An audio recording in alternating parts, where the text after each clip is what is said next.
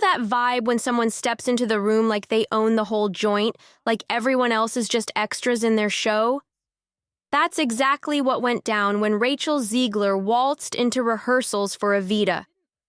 No chill, no holding back. She was pure drama, loud as a marching band.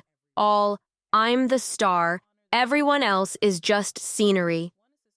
At first, the crew tried to play along, thinking maybe Rachel was just super into her role. Maybe she was throwing a little extra fire into it. But after a while, it stopped feeling like ambition. It felt like she was holding the whole production hostage. From the outside, it looked picture perfect. Rachel landed a legendary role, the iconic Eva Peron, the part that launched careers, won awards, and fired up generations of theater kids. For Rachel, trying to shake off the Disney princess label and internet trolls, this was her big shot. The press couldn't get enough. Theater blogs called it a genius casting choice, and fans were cheering her on like it was the comeback of the decade. Everyone was ready to see her prove she wasn't just another social media darling, but a real star. But behind the scenes, total mess. From day one, it was pure chaos.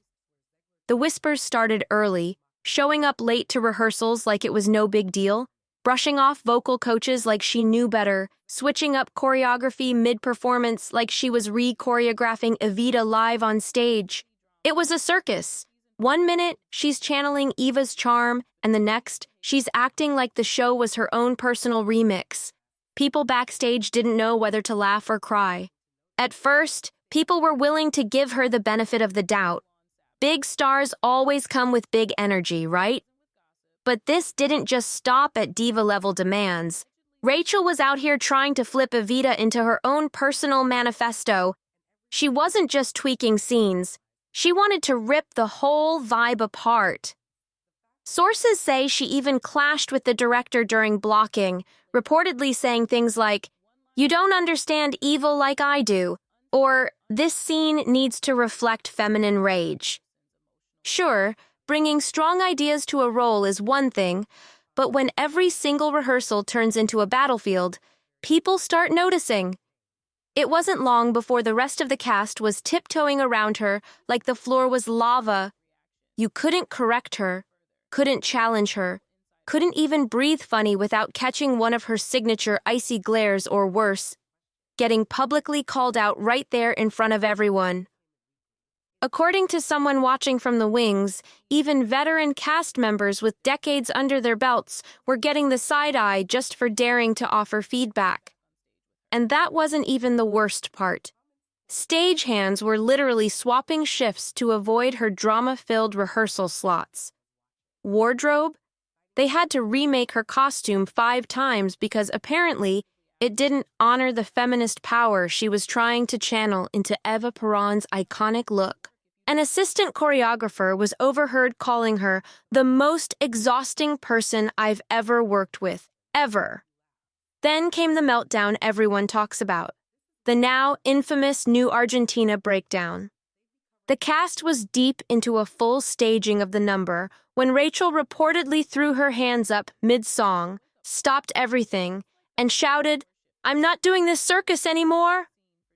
Before Rachel stormed off stage, the room went dead silent. That's when someone finally said what everyone else had been thinking but was too scared to say out loud, "She's gotta go!" That was the breaking point. From that moment on, the whole vibe flipped.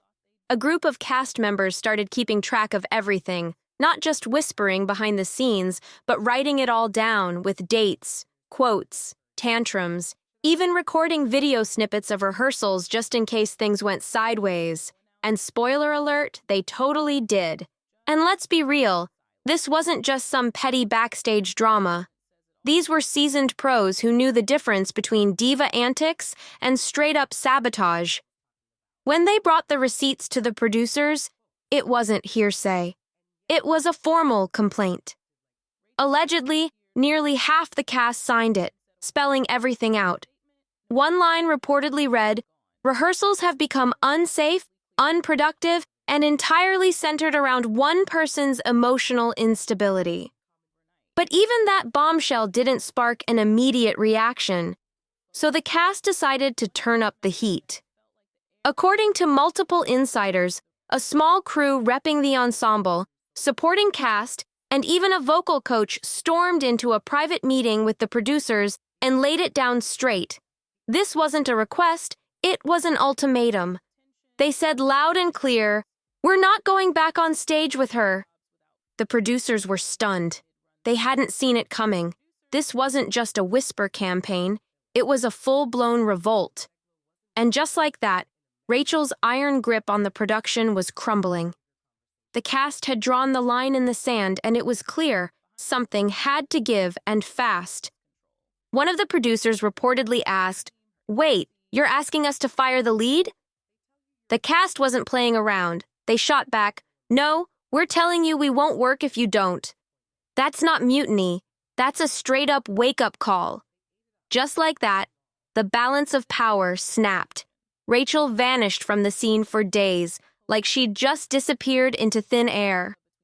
Meanwhile, rehearsals rolled on without her. Scenes were reassigned like pieces on a chessboard, stand-ins filled the holes, and the production team did what nobody thought they'd actually dare to do. They started rebuilding the entire show without her. And they didn't make a peep about it. No statements, no public drama, just quiet, deliberate moves that said everything without a single word. Rachel's name was scrubbed from the call sheet so fast it was like she'd never been there. No explanations, no big announcements, just poof, gone. Word backstage was that her dressing room got cleared out overnight. Suddenly, the whole vibe backstage flipped. The tension? Gone. Cast members said it felt like the air finally got let back into the room. No more tiptoeing around. No more holding their breath. People were actually able to focus and get through rehearsals without fear of being called out or snapped at mid-run-through. Of course, the producers tried to keep a tight lid on the whole mess.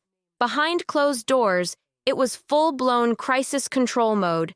They reached out to Rachel's PR team, hoping to smooth things over. Word is, her agency even floated the idea of bringing in mediation. Someone supposedly suggested a co-lead setup, splitting the role of Eva between Rachel and an understudy. That idea laughed right out of the room. The cast wasn't backing down. There was no deal to be made. This wasn't about ego anymore. It was about survival. Rehearsals didn't slow down. If anything, they went into overdrive. And leading the charge? A name nobody even noticed before. This low-key understudy had been in the background the whole time, watching, listening, learning every line, every cue, every step, like she'd been waiting for this exact moment. And when her chance came, she didn't just step into the role, she owned it overnight. No diva stunts, no breakdowns, just raw talent and steady, grounded performance. People were straight up stunned. Some even said she crushed it way harder than Rachel ever did. The whole vibe backstage flipped instantly. The cast rallied behind her like they were defending something worth fighting for. Morale shot through the roof. Folks who used to show up exhausted were suddenly sticking around late. The choreography finally clicked.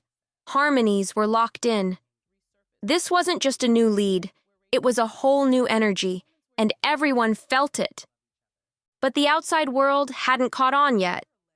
Rachel's fans were still under the impression she was still the star of Evita. Her Instagram, once buzzing with dramatic rehearsal selfies and cryptic captions about artistic growth, suddenly went dead silent.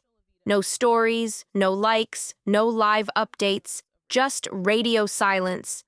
And then, the rumors started flying. Theater gossip accounts lit up like wildfire. One TikTok, racking up over 2 million views, claimed Rachel got benched after the whole cast staged a rebellion. The internet was eating it up. Fans couldn't believe what they were hearing. The comment section exploded like fireworks. "She finally learned you can't gaslight an ensemble," one person snapped. Another chimed in, I'd pay triple to see literally anyone else. A hashtag took off like wildfire. Hashtag Zelar out. Hashtag justice for Evita. Hashtag free the cast. The whole thing was blowing up. The cast's Twitter, well, X now, turned into an all-out battlefield. Some die-hard fans rushed to Rachel's defense, claiming the cast was jealous or intimidated or felt threatened by her so-called brilliance. But the overwhelming vibe? Relief. Most people weren't even shocked. They'd seen this train wreck coming. Old interview clips resurfaced, showing Rachel shading other actresses, interrupting co-stars mid-interview, correcting journalists with that condescending smirk, and dropping snarky one-liners about carrying projects on her back. One clip went viral of her backstage wearing a plastic crown, smirking and saying, "They'll hate me for this too." The comments were brutal. "We already do," one person replied. "Congrats on manifesting your own downfall." Even her loyal fan pages, the ones that used to call her the future of theater, started pulling back. Some just stopped posting altogether, while others pivoted hard, throwing their love behind the new, low-key lead. Memes flooded timelines, comparing Rachel to the understudy, talent without tantrums, Eva but with class, and my favorite, finally, a revolution that works.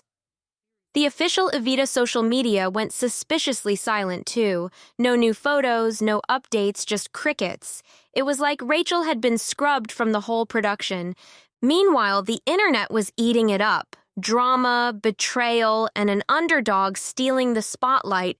This was the kind of tea people live for. So, if you want more wild stories like this, don't forget to subscribe to Fame Feast. We've got the juiciest scandals, the backstage chaos, and the drama you need to know about. Hit that subscribe button now.